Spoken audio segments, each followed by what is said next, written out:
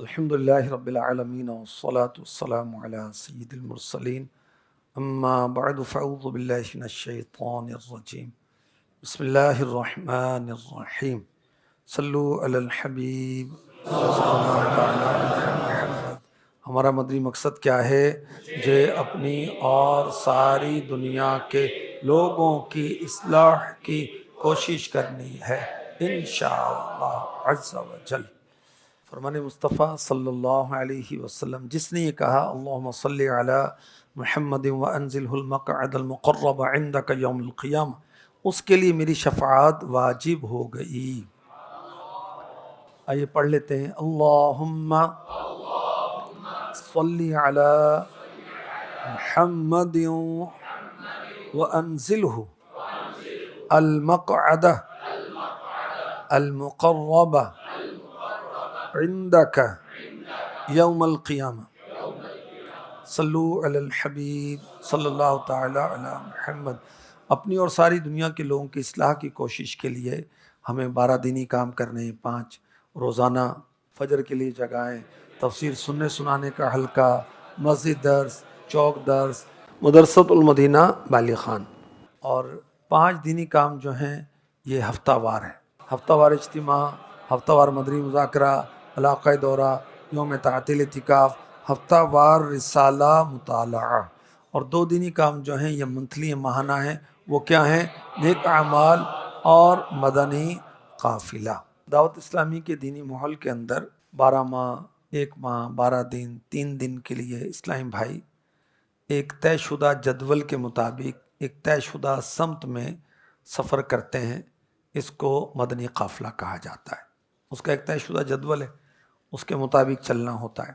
ہمارے پیارے آقا صلی اللہ علیہ وآلہ وسلم نے نیکی کی دعوت کے لیے مختلف قبائل کی طرف سفر فرمایا۔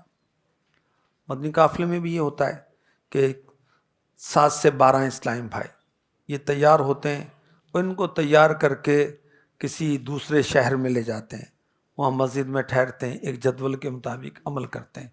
تو میرے آقا علیہ الصلوۃ والسلام کے عمل مبارک سے یہ ثابت ہے کہ آپ تبلیغ دین کے لیے، تبلیغ اسلام کے لیے، نیکی کی دعوت دینے کے لیے مختلف قبائل کی طرف سفر فرماتے ہیں۔ طائف کا سفر تو بہت مشہور ہے، جس میں میرے آقا علیہ الصلوۃ والسلام کو بہت ستایا گیا اور ایذا پہنچائی گئی۔ اور ان سفر میں بعض اوقات ایک صحابی، بعض اس سے زیادہ بھی ہوا کرتے تھے، زید بن حارثہ رضی اللہ تعالی عنہ سفر طائف میں ساتھ تھے، اور ایک سفر کے اندر صدیق اکبر ساتھ تھے۔ صدیق اکبر تو بہت سارے اسفار میں شامل رہے۔ بزرگوں کا بھی عمل رہا کہ یہ قافلے بھیجا کرتے تھے مختلف جگہوں پر، صحابہ کرام بھی مختلف جگہوں پر جاتے رہے۔ فاروق اعظم نے مختلف صحابہ کو ملک شام کی طرف سفر کروایا، 3 صحابہ کرام کو، نیکی کی دعوت کے لیے، اسلام کی تبلیغ کے لیے۔ حضرت شیخ بہاؤالدین زکریا ملتانی رحمۃ اللہ تعالی علیہ، بابا فرید الدین گنج شکر رحمۃ اللہ علیہ، حضرت سیدنا عثمان مروندی لال شہباز قلندر کے نام سے جو بہت معروف ہیں، مشہور ہیں، حضرت مخدوم سید جلال الدین حسین بن علی سرخ بخاری سہروردی، یہ وہ بزرگان دین ہیں۔ ویسے تو سارے بزرگوں نے دین کی خاطر خود سفر کیا، اپنے مریدوں کو بھیجا۔ داتا صاحب لاہور کے مشہور ہیں، حالانکہ لاہور کے تو نہیں، آپ تو افغانستان سے تشریف لائیں، محلہ حجویر، تو یوں آپ حجویری ہوئے، دیکھیں سفر کر کے آئے نا۔ اور آپ بھی اپنے پیر و مرشد کے حکم پر آئے تھے۔ تو یہ بزرگوں جن کا میں نے نام لیا، انہوں نے اپنے مریدوں کو بھیجا سری لنکا کی طرف، دہلی کی طرف، کشمیر کی طرف، KPK کی طرف، بلخ کی طرف، بخارا کی طرف، سندھ کے مختلف علاقوں کی طرف انہوں نے سفر کروایا تاکہ مسلمانوں کو دین سکھایا جائے۔ پہلا مدنی قافلہ جو ہے ملک سے باہر ہند میں گیا تھا۔ یہ بھی نیکی کی دعوت دینے کا ایک بہترین ذریعہ ہے۔ تنظیمی طور پر اس کو کہنا کہ ملٹی وٹامن ہے تو غلط نہ ہو۔ 12 کے 12 دینی کام کا پریکٹیکل جہاں ہوگا نا وہ مدنی قافلہ ہے۔ انفرادی کوشش کرنے میں بڑی جھجک ہوتی ہے، قافلے میں جاؤ جھجک دور ہو جائے گی۔ درس میں ہاتھ پاؤں کانپتے ہیں، قافلے میں جاؤ یہ کپ کپاہٹ ٹھیک ہو جائے گی۔ بیان کرنے میں بڑی جھجک ہے، یہ جھجک دور ہو جائے گی، قافلے میں چلے جاؤ۔ جو مجھے فجر میں جگانے کا جو پریکٹیکل ہے وہ میں کہاں کروں؟ علاقے میں بھی کر سکتے ہیں، مگر قافلے کے اندر انشاءاللہ تھیوری پریکٹیکل دونوں ہوگا اللہ کی رحمت سے، اور باقاعدہ سکھایا جائے گا، پریکٹیکل بھی کروایا جائے گا۔ تو اعلانات، اور جو اپنے گھر کے اندر استغفر اللہ نماز بھی نہیں پڑھتے ہوں گے، وہ قافلے میں جا کر تہجد پڑھ رہے ہوتے ہیں اللہ کے کرم سے، اوروں کو نماز کی دعوت دے رہے ہوتے، اوروں کو نماز کے لیے جگا رہے ہوتے۔ تو قافلے کے اندر بھی خوب نیکی کی دعوت کا سلسلہ ہوتا ہے، مسجدوں کو، مساجد کو آباد کرنے کا سلسلہ ہوتا ہے۔ ہم تاریخ اسلام پر غور کریں نا، میرے آقا علیہ الصلوۃ والسلام کے اسفار، مختلف سفر ہیں، غالباً 25 مقامات پر آپ نے سفر فرمایا صحابہ کرام کے ساتھ، جنگ کے لیے، مختلف امور کے لیے۔ پھر صحابہ کرام کی زندگیاں وقف تھیں، اور یہ دیکھیں کہ مفتی احمد یار خان نعیمی نے لکھا ہجرت سنت انبیاء ہے، یعنی انہوں نے اپنے وطن کو چھوڑا اللہ کی رضا کے لیے۔ میرے آقا علیہ الصلوۃ والسلام دنیا میں تشریف لائے مکے میں، اور اب قیامت تک آرام فرمائے مدینہ پاک میں۔ میرے آقا مکی مدنی ہے، سبحان اللہ۔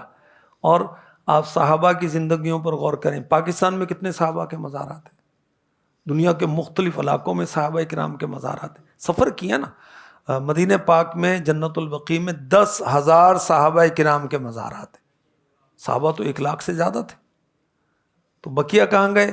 یہ دنیا بھر میں حکم مصطفیٰ پر دین اسلام کو پھیلانے کے لیے پھیل گئے، الحمدللہ۔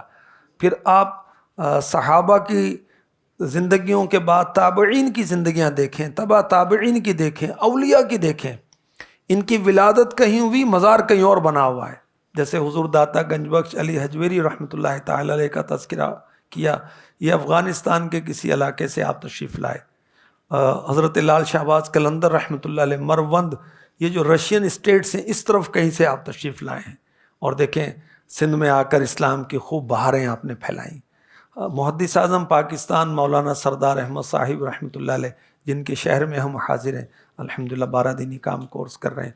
آپ گرداسپور کے تھے، جو ہند کے تحت پنجاب ہے، وہاں سے، اور آپ لاہور ایک کالج میں پڑھتے تھے، حجت الاسلام حامد رضا خان اعلیٰ حضرت کے شہزادے، ان کا بیان مسجد وزیر خان میں ہوا، وہ سن کر متاثر ہوئے، اور آپ ہی کے ساتھ بریلی شریف چلے گئے، اور علم دین، ان دنوں کالج میں پڑھتے تھے، پھر علم دین سیکھنے لگے، اور درس نظامی، اور پھر وہیں استاد بن گئے، بہت بڑے مناظر اور بہت بڑے مدرس، اور پھر مصطفیٰ رضا خان اعلیٰ حضرت کے شہزادے کے حکم پر آپ فیصل آباد آئے تھے۔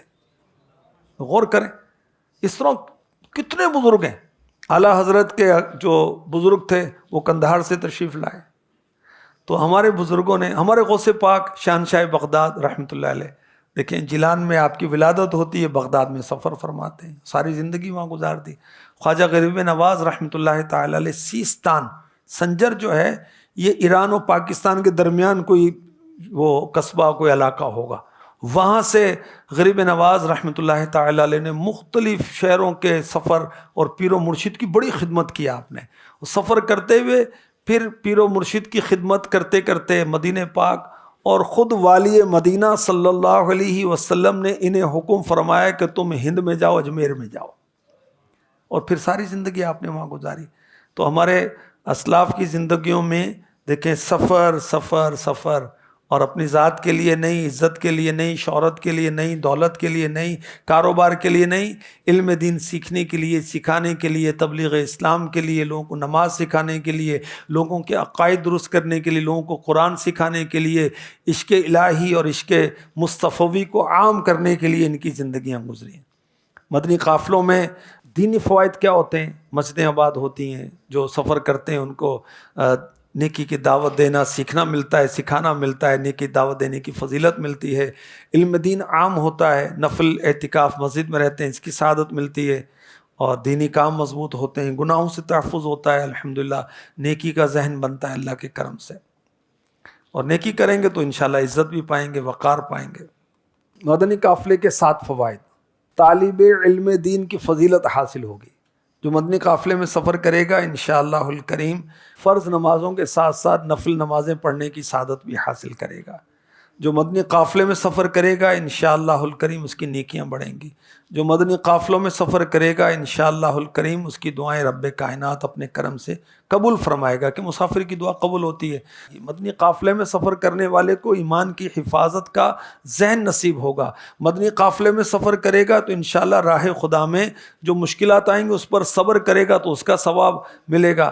اور ماشاءاللہ مدنی قافلوں میں سفر کرنے والوں کے لیے امیر اہل سنت کی دعائیں ہیں. کسی بھی دینی کام کے لیے اتنی دعائیں نہیں ہیں امیر اہل سنت کی جتنی مدنی قافلے کے لیے.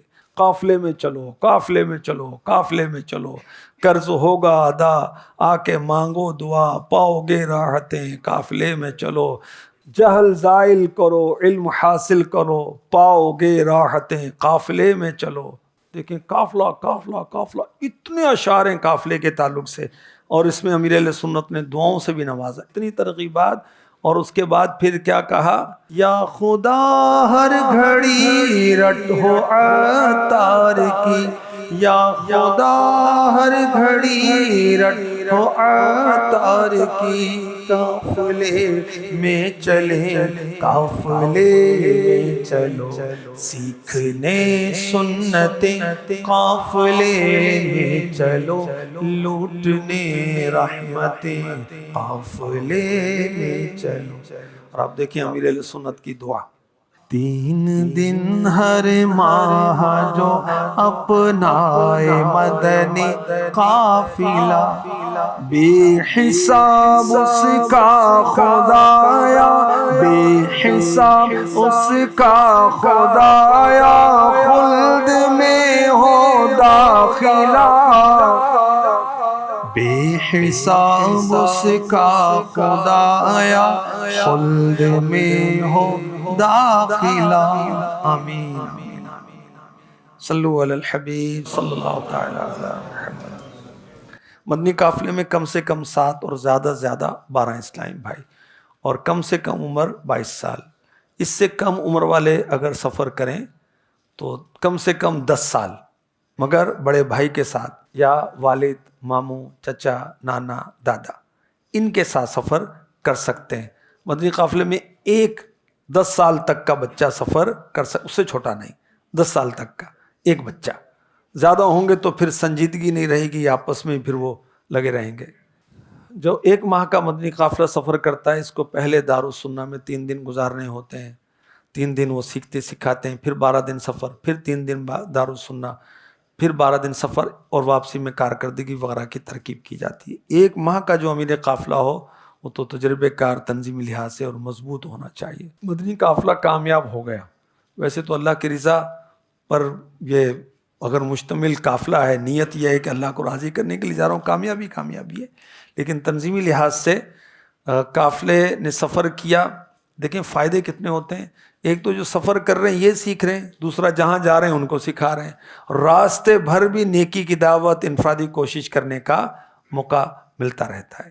تو جو قافلے میں جا رہے ہیں اگر ان کا یہ ذہن بن گیا کہ ہر ماہ میں نے 3 دن کا سفر کرنا ہے، سمجھیں کہ آپ کا قافلہ کامیاب ہو گیا. اور جس علاقے میں گئے وہاں بھی دینی کاموں کی دھوم پڑے، اور جہاں سے قافلے نے سفر کیا وہاں آ کر بھی اسلام میں دینی کام کریں، سمجھے قافلہ کامیاب ہو گیا. علاقے سے قافلہ کیسے تیار کیا جائے؟ نمبر 1، قافلے کی تشہیر کی جائے، درس میں، بیان میں، انفرادی ملاقات کی جائے، قافلے کی دعوت دی جائے. پہلے بتائیں قافلہ کیا ہوتا ہے، قافلوں کے فوائد کیا ہیں، پھر ان کو کہیں گے تو انشاءاللہ وہ نیت کریں گے. آپ نام لکھ لیں، پتہ لکھ لیں. اور ماشاءاللہ نیت ایپ بھی قافلہ مجلس نے بنائی ہوئی ہے، اس میں وہ ذمہ داران موبائل میں ہی اس کی انٹری کریں گے تو پورا ان کا ڈیٹا سیو ہو جائے گا. پھر ان کو ریمائنڈر بھی دیا جاتا ہے. اللہ کی بارگاہ میں دعا بھی کرتے رہیں کہ میں قافلہ تیار کرنے میں کامیاب ہو جاؤں، اور پھر انفرادی کوشش بھی کریں. ایسے بھی ہوتے ہیں جو کہتے ہیں کہ والد صاحب اجازت دیں گے تو میں چلے جاؤں گا، تو ٹھیک ہے والد صاحب سے مل لیں. سیٹھ صاحب اجازت دیں گے، بڑے بھائی اجازت دیں گے، سرپرست ہیں ہمارے چچا ہیں وہ اجازت دیں گے، تو ٹھیک ہے ان سے ملاقات کر لیں. تو اس سے انشاءاللہ الکریم قافلہ تیار ہوگا. پہلے سے پیشگی اعلان ہو، امیر قافلہ تیار ہو، اور جو انہوں نے نیت کی سفر کرنے کی ان سے پیش کی کچھ نہ کچھ ایڈوانس میں کرائے بھی جمع کر لیا جائے تو یوں بھی وہ پکے ہو جاتے ہیں. امیر اہل سنت مدنی قافلوں کے تعلق سے فرماتے ہیں مدنی قافلے میں سفر کرنے والے میرے لاڈلے ہیں اور میرے دل میں ان کا بڑا مقام ہے۔ امیر اہل سنت فرماتے ہیں میں مدنی قافلے والا ہوں، مجھے مدنی قافلے سے پیار ہے۔ امیر اہل سنت فرماتے ہیں مدنی قافلہ ساری دنیا میں نیکی کی دعوت عام کرنے کا ذریعہ ہے۔ امیر اہل سنت فرماتے ہیں ہم گناہوں کے مریض، دوا کڑوی ہوتی ہے، مدنی قافلہ نفس پر دشوار، اس لیے مدنی قافلے میں سفر کرنا اپنا معمول بنا لیجئے۔ امیر اہل سنت فرماتے ہیں مدنی قافلہ زبان پر رٹا ہونا چاہیے۔ مدنی قافلے میں سفر گویا حیوان کو انسان بنا دیتا ہے، سبحان اللہ۔ اور دعوت اسلامی کو امیر اہل سنت فرماتے ہیں کہ یہ قافلہ تحریک ہے۔ امیر اہل سنت فرماتے ہیں کہ مدنی قافلے دعوت اسلامی کی ریڑھ کی ہڈی ہے۔ اور ریڑھ کی ہڈی اگر کمزور ہو جائے تو انسان پھر مضبوط نہیں رہ سکتا نا۔ پورے جسم کا ڈھانچہ جو ہے ریڑھ کی ہڈی پر قائم ہے۔ یہ سمجھیں کہ ہمارے جسم کا پلر ہے، ستون ہے، اگر یہ ڈسٹرب ہو جائے تو انسان ڈسٹرب ہو جاتا ہے، چلے گا کیا، یہ بیٹھ بھی نہیں سکتا، پھر لیٹے رہے گا۔ پھر تو ریڑھ کی ہڈی مضبوط ہوگی، اسی طرح قافلہ مضبوط ہوگا تو دعوت اسلامی مضبوط ہوگی۔ ریڑھ کی ہڈی مضبوط تو انسان مضبوط، قافلہ مضبوط، دعوت اسلامی مضبوط انشاءاللہ الکریم۔ جامعۃ المدینہ والوں کو بھی سمتیں دی جاتی ہیں، یہ بھی قافلوں میں سفر کرتے ہیں۔ مدرسۃ المدینہ کے ناظمین اور قاری صاحبان وغیرہ، ان کے سرپرست صاحبان، یہ بھی ماشاءاللہ قافلوں میں سفر کرتے رہتے ہیں۔ امیر اہل سنت کی دعائیں بھی ہیں، جو ہر ماہ 3 دن کا قافلے سفر کرے، پہلے جمعے کو، دوسرے کو، تیسرے کو، چوتھے کو یا 5ویں کو، اور پیش کی وہ طے بھی کر لے، اس کی ترغیب ہے کہ میں نے ہر مہینے اس جمعے کو سفر کرنا ہے، وہ طے کر لے، پھر اس پر کوشش کرے، اگر کوئی مسئلہ ہو تو پھر چینج کر لے ضرورت ہے، مگر حتی الامکان ایک فکس کرے تو اس میں سفر کرنا آسان ہوگا۔ 1 ماہ کے قافلے والوں کے لیے بھی امیر اہل سنت کی دعائیں، مثلا یا اللہ پاک جو کوئی 1 ماہ کے لیے مدنی قافلے میں سفر کی سعادت حاصل کرے، اس سے پہلے اسے موت نہ دینا جب تک تیرے پیارے محبوب کا جلوہ نہ دیکھ لے صلی اللہ علیہ وسلم۔ دیکھیں اس میں بھی تربیت ہے ہماری۔ امیر اہل سنت دعائیں دے دے کر کام لیتے ہیں، ہم بھی اپنے ماتحتوں کو دعائیں دے دے کر کام لیں، آنکھیں نہ دکھائیں، زبان نہ چلائیں، بلکہ دعائیں دیں۔ مدنی قافلے کا جدول جو ہے وہ 72 گھنٹے کا ہے، 72 آورز، جس مقام پر پہنچے وہاں کے لحاظ سے۔ اور 3 دن کا مدنی قافلہ بہت دور دراز کے علاقے میں نہیں بھیجا جاتا، کو کم و بیش 25 کلومیٹر کے اندر اندر ہی بھیجا جاتا ہے۔ شرعی مسائل اگر کوئی پوچھے 100% یقین ہے تو بتا دیں، ورنہ وہ دارالفتہ اہل سنت کی طرف بتا دیں۔ مسجد کا ادب کرنا ہے، جب رقم سب جمع کرتے ہیں تو اس کا حساب کتاب رکھنا ہے، جو رقم بچی اس کو سب کو واپس دینا ہے، لائٹ، پنکھے، اے سی ضرورت کے مطابق استعمال کرنا ہے۔ انمول تحفہ رسالہ بڑا زبردست ہے، یہ پڑھیں گے تو مدنی قافلے کے تعلق سے بہت زبردست معلومات، لیٹسٹ معلومات ہیں۔ قافلے کے اندر فلاں احتیاط کیسے کریں، فلاں کیا کریں، یوں وہ سب سوالن جواباً اس کے اندر ماشاءاللہ درج کیا گیا ہے۔ ہر ماہ ہر حلقے سے 3 دن کا مدنی قافلہ سفر کرنا چاہیے۔ ہر ماہ فی علاقہ 12 دن کا ایک مدنی قافلہ، یہ ہدف ہے۔ ہر ماہ ہر ڈویژن سے 1 ماہ کا مدنی قافلہ۔ اور جو دیہاتوں میں ہماری دعوت اسلامی کی کابینہ بنی ہوئی ہے اس میں تھوڑا سا فرق ہے، وہاں 3 دن کا مدنی قافلہ علاقے سے ہے اور 12 دن کا ڈویژن سے ہے، کابینہ سے 1 ماہ کا قافلہ۔ مدنی قافلے میں سفر کی نیتیں، سب سے پہلے اللہ کی رضا، حصول ثواب، پھر حسب حال جتنی اچھی اچھی نیتیں کریں گے انشاءاللہ الکریم وہ ثواب بڑھتا چلا جائے گا۔ پاکستان میں الحمدللہ اللہ کی رحمت سے مدنی قافلوں کی بہاریں ہیں۔ یہ اگست کی کارکردگی تقریباً 4.25 لاکھ اسلامی بھائیوں نے مدنی قافلوں میں سفر کیا تھا، اور یہ تعداد اور بھی بڑھے گی انشاءاللہ الکریم۔ آئیے دعا کرتے ہیں۔ نیکی کی دعوت میں سستی ہو مجھ سے، نہ نیکی کی دعوت میں سستی ہو مجھ سے، بنا شائق کا فلا یا الہی، آمین بجاہ خاتم النبیین صلی اللہ علیہ وسلم۔ صلو علی الحبیب صلی اللہ تعالی علی محمد۔